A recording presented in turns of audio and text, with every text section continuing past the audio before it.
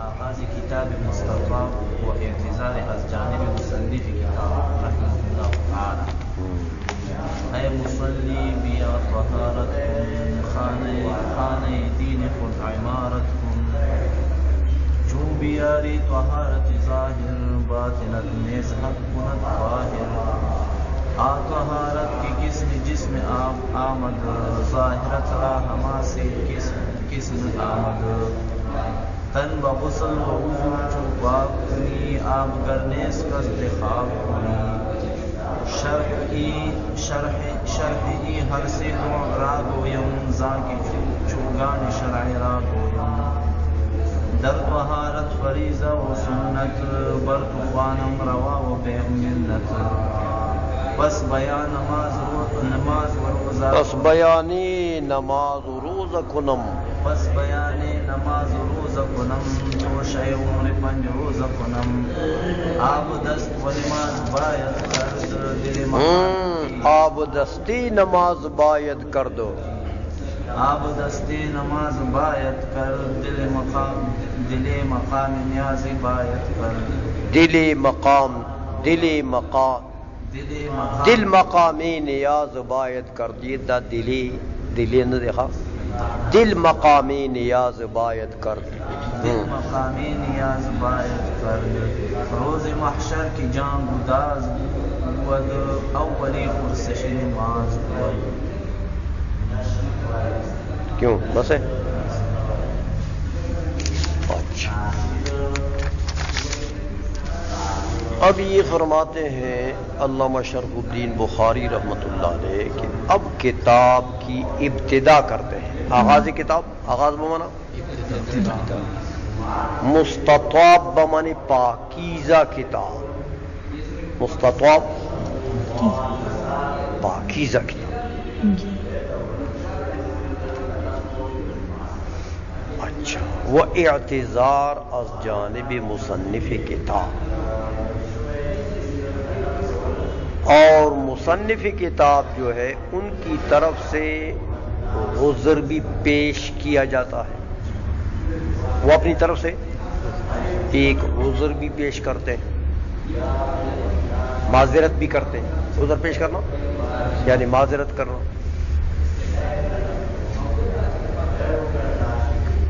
تو پہلے فرماتے ہیں کتاب کی جب ابتدا کرتے ہیں تو اصل میں بات یہ ہے کہ علامہ شرف الدین بخاری رحمۃ اللہ علیہ نے اس کتاب میں فقہی مسائل بیان کیے ہیں. فارسی میں نظم کی صورت میں فقہی مسائل ہیں، اور وہ فقہی مسائل بھی صرف نماز اور روزے کے ہیں. حج کی بات نہیں ہے اس میں، سمجھ آ گئی؟ زکوٰۃ کی بات نہیں ہے اس میں. وجہ ترجیح یہ ہے کہ چونکہ زکوٰۃ اور حج تو مالدار لوگوں کا کام ہے نا، تو وہ بعض لوگوں پر فرض ہوتی ہے، ہر کسی پر وہ فرض. برخلاف نماز اور روزے کے، یہ تو بدنی عبادت ہے، تو یہ تو ہر مکلف پر فرض ہے، مالدار ہو یا نہ ہو. تو اس کا وقوع عام ہے. کس کا؟ نماز روزے کا. اور حج اور زکوٰۃ کا وقوع خاص ہے، وہ خواص کے ساتھ پڑھتے ہیں. اس لیے جو عموم الوجود چیز ہے ان کا ذکر انہوں نے یہاں پر کر دیا. اور وہ خواص تو مالدار لوگ ہیں بھائی، وہ اپنے لیے کتاب، یہ تو میں نے غریبوں کے لیے کتاب لکھی ہے، مالدار لوگ اپنے لیے خریدیں. حج اور زکوٰۃ کے مسائل اپنے لیے خریدیں، معلوم کریں.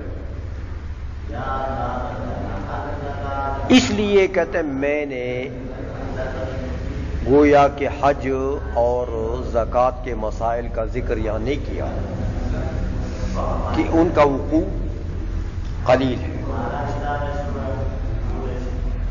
سمجھائیے. تو یہ گویا کہ ایک انہوں نے معذرت کر دی ہے کہ بھئی میں نے ان کو ذکر نہیں کیا، معاف فرمائیں، لیکن وجہ یہ ہے. سمجھ میں آ گئی ہے.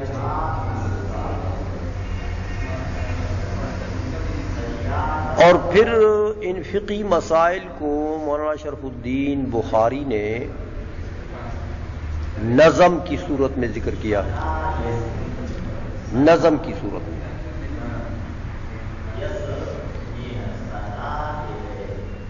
تو آگے یہ ابھی آ رہا ہے کہ یہ فرمائیں گے کہ بھائی دیکھو، میں نے تو فقہی مسائل کو غریبی کا ایک چادر پہنا دیا ہے. فقہی مسائل کو میں غریب آدمی ہوں، مسکین آدمی ہوں،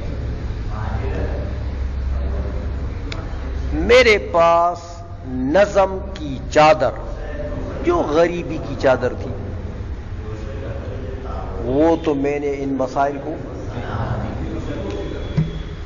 لیکن اگر کوئی آدمی ایسا ہے کہ اس کے پاس نظم کا بہترین جوڑا ہے قیمتی، میرے پاس تو نہیں، میرے پاس تو یہی غریبی کی چادر تھی، وہ میں نے پہنا دی. سمجھ آئیے. تو اگر کسی کے پاس قیمتی جوڑا ہے، میری چادر سے زیادہ قیمتی، اور وہ فقہی مسائل کو پہنانا چاہتا ہے پہنا دے، لیکن مجھے معاف کریں، میرے اوپر تنقید نہ کریں کہ میرے پاس یہی کچھ تھا. تو ہر آدمی اپنی توفیق اور اپنی وسعت کا مکلف ہے. میرے پاس یہی کچھ تھا. سمجھ میں آ گئی ہے. تو یہ ان کی طرف سے ایک معذرت ہے، جو یہ عنوان میں انہوں نے کہا نا کہ اعتذار از جانب مصنف کتاب، معذرت سے یہ مطلب ہے. ہاں یہ آگے بتائے گا آپ کو، اشعار میں آ جائے گا. تو کہتے ہیں اے مصلی بیا طہارت کن، اے نماز کا ارادہ کرنے والے، بیا آ جاؤ، طہارت کن، ہاں طہارت کر لے، طہارت حاصل کر لے. تو طہارت حاصل کر لے. اب طہارت جو ہے وہ بتائے گا آگے کہ اس کی 3 قسمیں ہیں، غسل ہے، وضو ہے، تیمم ہے. کسی بھی قسم سے کرو جو توفیق. خانہ دین خود عمارت کن، خانہ دین خود عمارت کن، اور اپنے دین کو جو مشابہ ہے تمہارے گھر کے،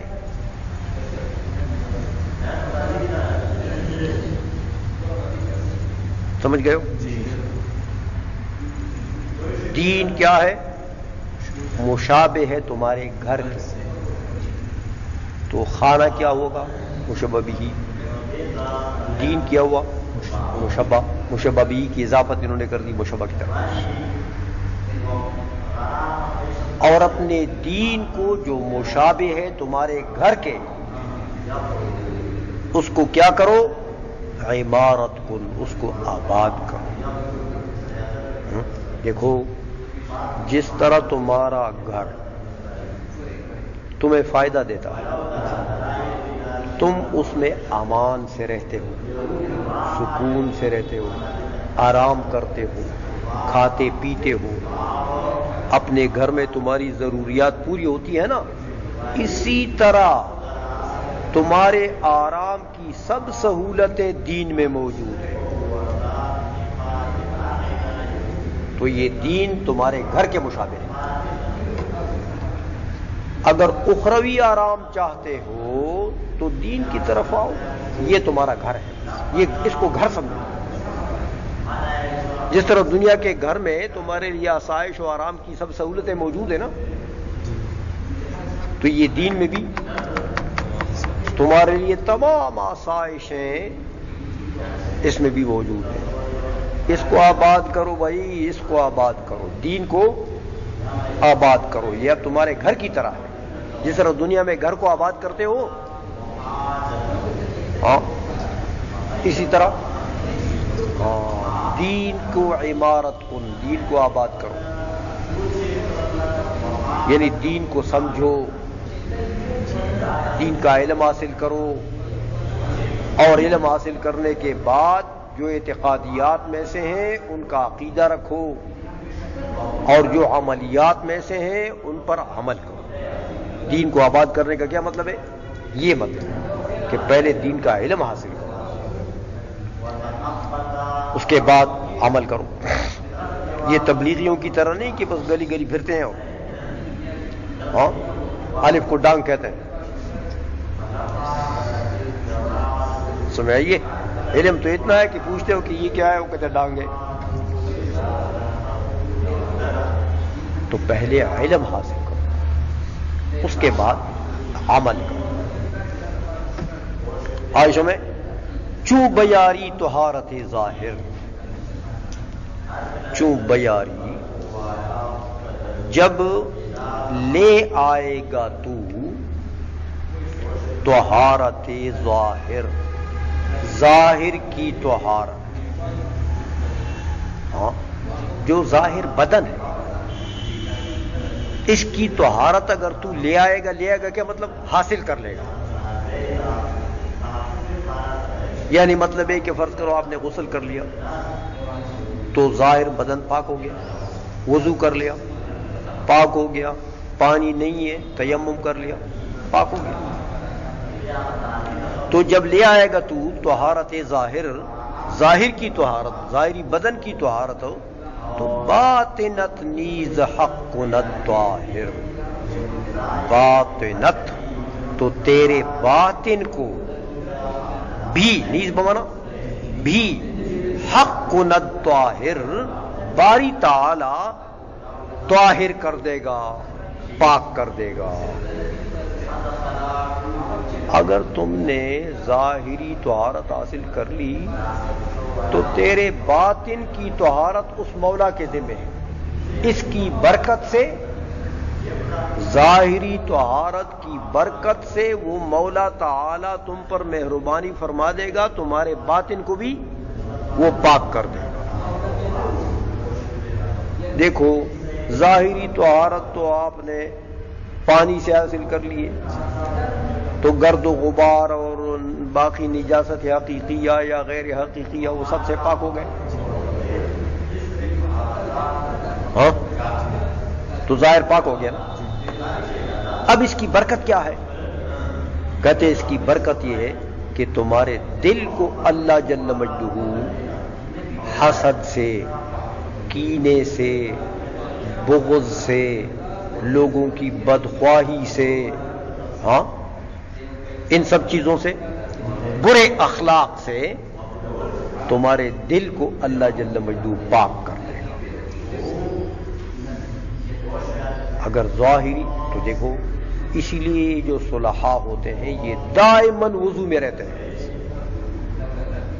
نیک لوگ دائماً وضو میں رہتے ہیں۔ تو ظاہری طہارت کی برکت یہ ہے کہ باطن بھی پاک ہوتا ہے۔ اس لیے یہ جو صلحاء ہیں نہ ان کو کسی سے حسد، نہ ان کو کسی سے عناد، نہ بغض، نہ باقی بد اخلاقیاں، نہ بدخواہیاں، بلکہ الٹا تمام مخلوق کے ساتھ محبت۔ یہ اہل اللہ لوگ، ان کے پاس کیا چیز ہوتی ہے؟ محبت، اخلاص۔ ان کے پاس جاؤ گے تو آپ کو بغض نہیں ملے گا، آپ کو حسد نہیں ملے گا، عناد نہیں ملے گا، بد اخلاقیاں نہیں ملیں گی۔ کیا چیز ملے گی؟ اچھے اخلاق، محبتیں ملیں گی، خلوص ملے گا۔ یہ اس لیے یہ برکت ہے اس بات کے کہ وہ لوگ ہمیشہ اپنے ظاہر کو طاہر رکھتے ہیں، تو ان کا باطن بھی اللہ تبارک و تعالی پاک کر دیتا ہے۔ اس لیے ہمیشہ وضو میں رہو گا، کوشش کرو وضو میں رہو۔ اور ایک بات اور سنو، وہ یہ کہ جو دینی کتابوں کو ہاتھ لگاتا ہے بغیر وضو کے تو جائز تو ہے، سوائے قرآن کے باقی دینی کتابوں کو ہاتھ لگانا بغیر وضو کے جائز تو ہے، لیکن منحوس کام ہے۔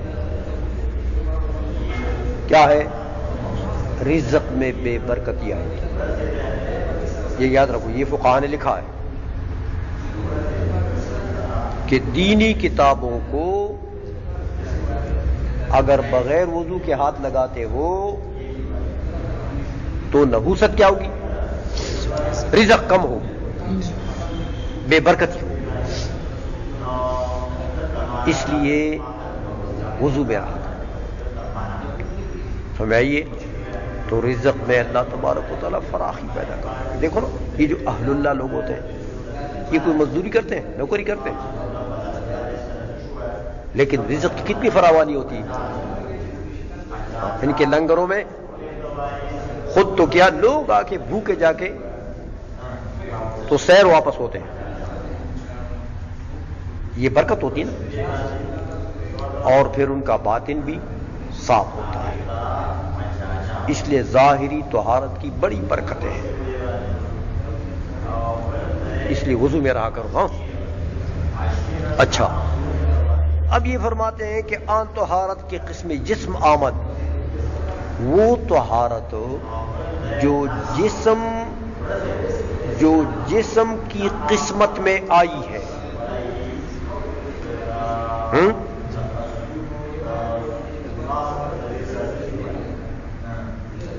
جسم ظاہری کے نصیب میں آئی ہے، ہاں، کہ قسم جسم آمد، کہ وہ قسم ہے، یعنی نصیب ہے، حصہ ہے۔ کس کا حصہ ہے؟ جسم کا۔ تو وہ طہارت جو نصیب جسم آئی ہے، یعنی شریعت میں جو طہارت جسم کی قسمت میں آئی ہے، وہ طہارت کیا ہے؟ ظاہرت را ہما سے قسم آمد، ہاں، آن طہارت کی قسم جسم آمد ظاہرت۔ ظاہرت کا تعلق معنی کے اعتبار سے پہلے جملے سے، اور یہ جسم ظاہرت آمد اصل میں یوں ہے، تمہارا جو جسم ظاہری ہے، معنی کو سمجھ گئے ہو؟ ظاہرت کا تعلق کسے؟ جسم سے۔ آن طہارت کہ قسم جسم ظاہرت آمد، ہاں، جو تمہارے جسم ظاہری کے حصے میں آئی ہے۔ تمہارے کس کا ترجمہ ہوا؟ ظاہرت، تمہارے جسم ظاہری کے حصے میں آئی ہے۔ وہ کتنا ہے؟ کہتے ہیں بھائی راہما سے قسم آمد، اس کے سب کے سب کتنی قسمیں آئی ہیں؟ 3۔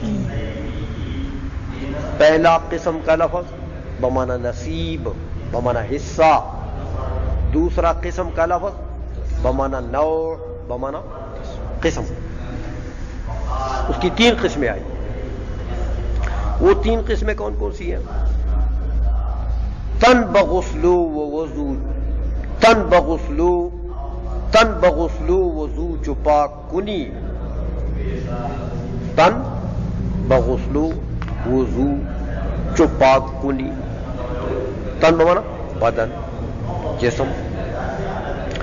جسم کو غسل سے اور وضو سے جب تو پاک کرے گا، یعنی غسل کرے گا تو تن پاک ہو جائے گا، یا وضو کرے گا تو بدن پاک ہو جائے گا۔ آب چونے قصد خاک کنی، اگر پانی نہیں ہے تو قصد خاک کنی، مٹی کا ارادہ کرو، مٹی کا قصد کرو، یعنی تیمم کرو۔ تیمم بمعنی قصد، سمجھ آئیے؟ تو پھر تیمم کرو مٹی سے۔ شرح این ہر سے نوع را گویم، شرح این ہر سے نوع را گویم، وضاحت ان تین قسموں میں سے ہر ایک کی گویم، بیان کروں گا، بولوں گا کیا مطلب؟ بیان کروں گا، ان تین قسموں میں سے ہر ایک کی شرح بیان کروں گا۔ زاں کی چوگان شرع را گویم، زاں کے چوگان شرع را گویم، اس وجہ سے کہ شریعت کی حاکی، شریعت کی حاکی کے لیے گیند جیسا ہے ویسے میں ہوں۔ دیکھو ہاکی کے سامنے گیند کیسے ہوتا ہے؟ وہ جو ایک ضرب لگا دیتے ہیں گیند کو تو گیند پھر بلا اختیار وہ بھاگتا ہے۔ چوگان ہاکی، گو گو گو یم، گو گو ہمارا گیند،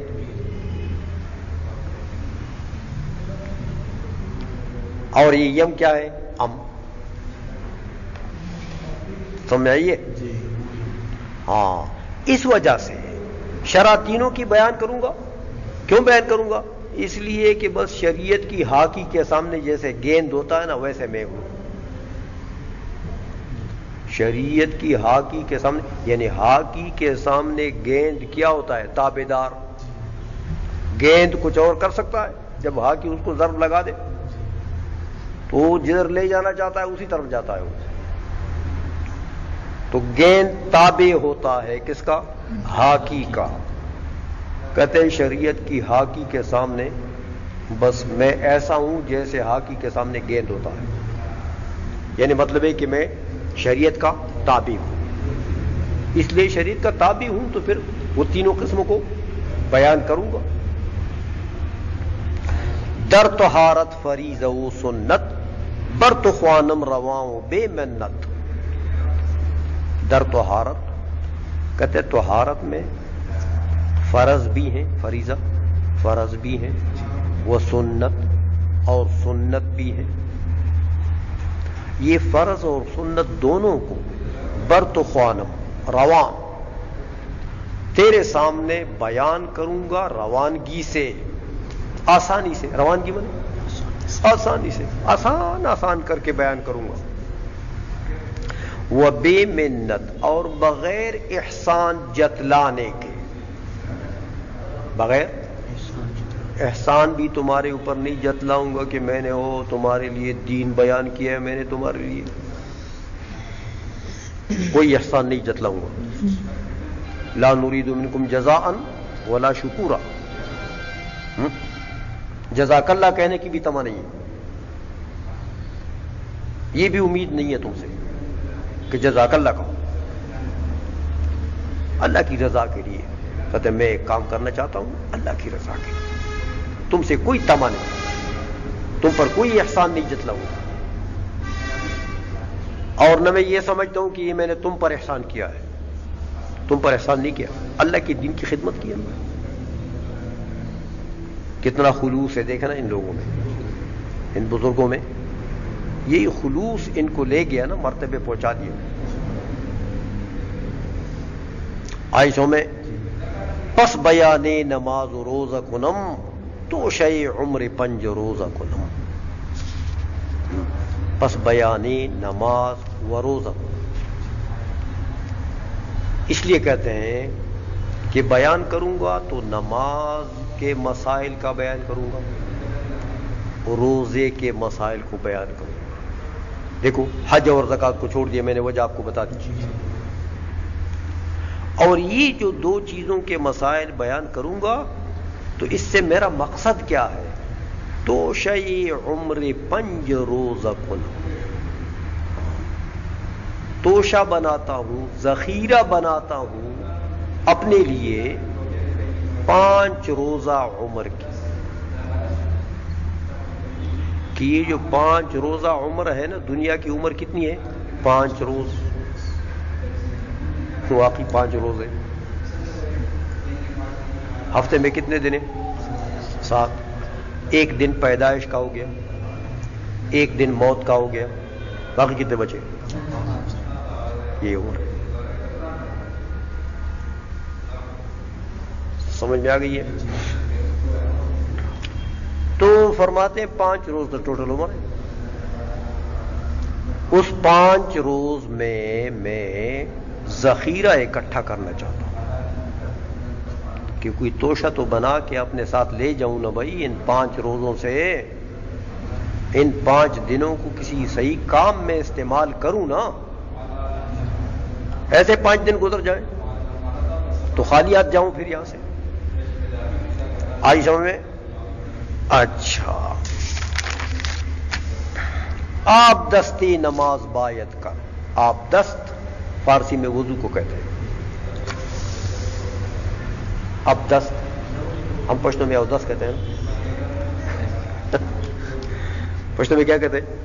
اودس. فارسی میں کیا کہتے ہیں؟ آپ دست. اسی آپ دست کو پٹھانوں نے اودس بنا دیا ہے. سمجھ آ گئی نا؟ بہت سے الفاظ ہیں فارسی کے پشتو میں، بہت سے الفاظ ہیں، لیکن وہ شارٹ کٹ بنا دیتے نا تو اس کی شکل تو بگڑ جاتی ہے. تو کہتے ہیں آپ دستی نماز باید کر دو. آپ دستی نماز، وضو نماز کے لیے چاہیے کہ کر لیں. چاہیے کرنا. نماز کے لیے جو وضو کیا جاتا ہے نا، وہی وضو باید کر، چاہیے کہ کرے. دل مقام نیاز باید کر. دل کو عاجزی کا مقام اور مسکن چاہیے کہ بنا لے. دل مقام نیاز، نیاز وہ مانا عاجزی، انکساری. دل کو نیاز اور عاجزی کا مقام بنانا چاہیے. وضو کرو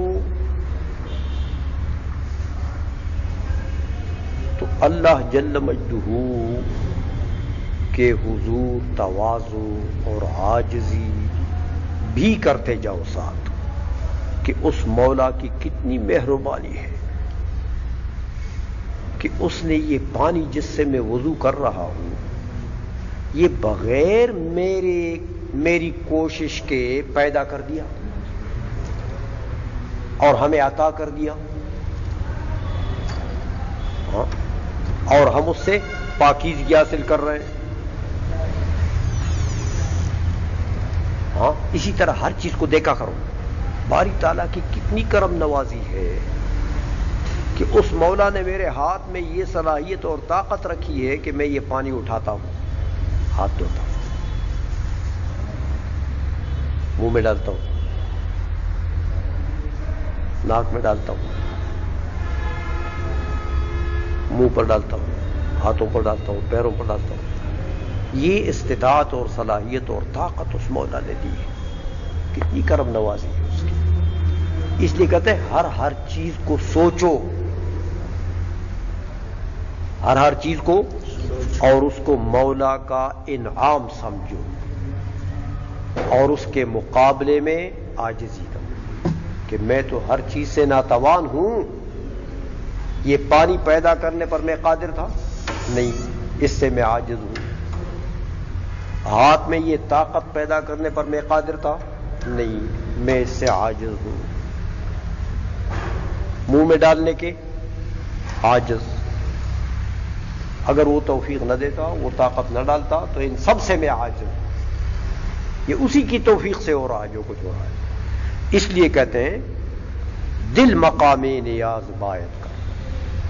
دل کو عاجزی کا مقام بنانا چاہیے. اور یہ وضو کرو اور نماز بھی پڑھو پھر اس لیے کہ روز محشر کے جاؤں گداز بود، قیامت کے دن کہ جاؤں گداز بود، کہ اتنی سختی آ جائے گی کہ جان پگھلے گی، جان پگھلے گی گرمی سے۔ وہ حدیث شریف میں آتا ہے کوئی اپنے پسینے میں یہاں تک ہوگا، کوئی پسینے میں اتنا ڈوبا ہے، کوئی اتنا ڈوبا ہے، کوئی اتنا ڈوبا ہے، کوئی اتنا ڈوبا ہے، کوئی اتنا ڈوبا ہے، کوئی تو وہ تو اتنی گرمی ہو کہ پسینہ اپنے پسینے میں اتنا اتنا آدمی ڈوبا ہے، تو یہ پگھلنے کا دن نہیں ہے کہ روز محشر کہ محشر کے دن کہ جاؤں گداز بود، کہ جان جب پگھلے گی اس وقت اولی پرسش نماز بود، سب سے پہلے سوال جو ہے وہ کس کا ہوگا؟ نماز کا۔ پہلے حساب و کتاب اللہ فرمائے گا پہلے تو نماز کا حساب دو نا، باقی باتیں پیچھے ہوں گی۔